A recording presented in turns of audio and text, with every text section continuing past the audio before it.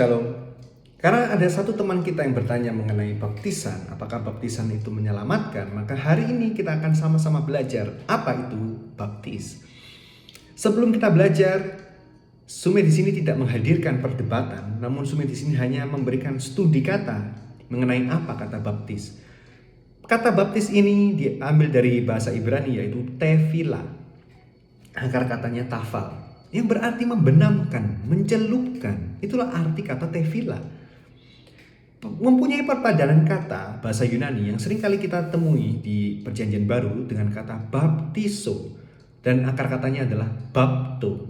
Artinya pun juga sama, dicelupkan, dibenamkan. Itulah arti kata baptis. Jadi kalau kita bertanya metode baptis yang mana yang benar, diselam atau dipercik, tentu kalau kita kembali lagi dengan studi katanya, tentu adalah baptis selam. Karena itulah arti kata bapto, basah sekujur tubuh, diselam, dibenamkan, dicelupkan. Lalu bagaimana dengan para penganut baptis percik? Baptis percik ini didasari dari sumber, yaitu kitab Didake, kitab yang diakui bahwa ditulis oleh para rasul untuk sebagai gereja mula-mula. Nah, di dalam kitab Didake bab 7 menuliskan mengenai baptisan. Ditulis di bab 7 mengenai pembaptisan. Baptislah dengan cara ini. Pertama-tama baptislah dalam nama Bapa dan Putra dan Roh Kudus dengan air kehidupan. Air kehidupan merujuk pada air yang mengalir seperti sungai. Tapi jika tidak ada padamu air kehidupan, baptislah ke dalam air yang lain, kumpulan air seperti kolam renang ataupun bathtub, bak mandi. Dan kalau kamu tidak dapat melakukannya dalam air dingin, lakukanlah dengan air hangat.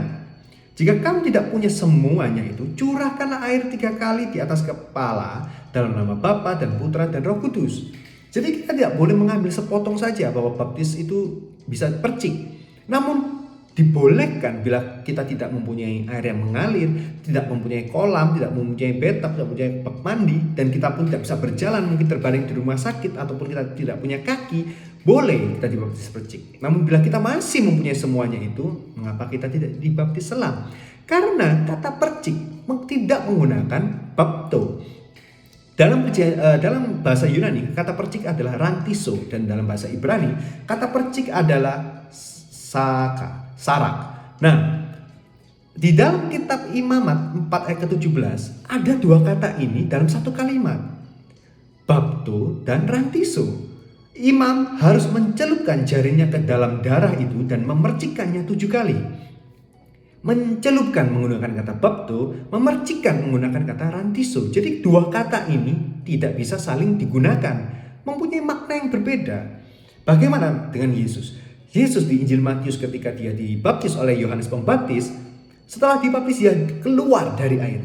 Jadi otomatis Yesus dibaptis secara selam karena dia keluar dari air, bukan dibaptis sepercik.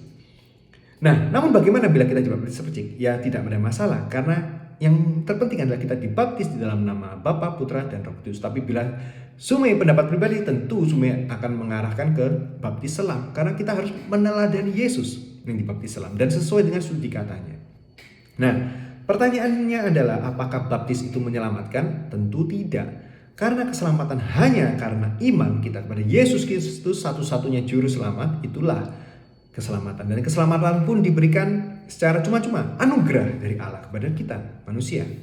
Nah, lalu perlukah kita dibaptis? Ya tentu perlu, karena Yesus pun yang Allah datang ke dunia ini dibaptis oleh manusia, Yohanes Pembaptis. Tentu kita harus meneladaninya. Dan apa sih sebenarnya gunanya kita dibaptis? Di dalam Roma 6 ayat ke-3 hingga ke-4. Jadi baptis itu adalah suatu lambang, pengesahan, di mana ketika kita dibenamkan di dalam air, kita dibaptis sama seperti kematian Yesus di kayu salib. Ketika kita keluar dari air, kita dibaptis sama seperti kebangkitan Yesus dari kematian di dalam Roma 6 ayat ke-3 hingga ke-4. Itulah makna teologis bahwa kita dibaptis dengan kematian dan dibaptis dengan kebangkitan Yesus Kristus. Maka kita disahkan seperti dimateraikan bahwa kita akan menerima janji-janji Allah. Itulah makna teologis dan kegunaan kita harus dibaptis. Jadi teman-teman yang masih belum dibaptis, Walaupun itu bukan syarat keselamatan, namun kita harus disahkan bahwa kita lah anak-anak Allah, penikmat dan penerima janji-janjinya. God bless.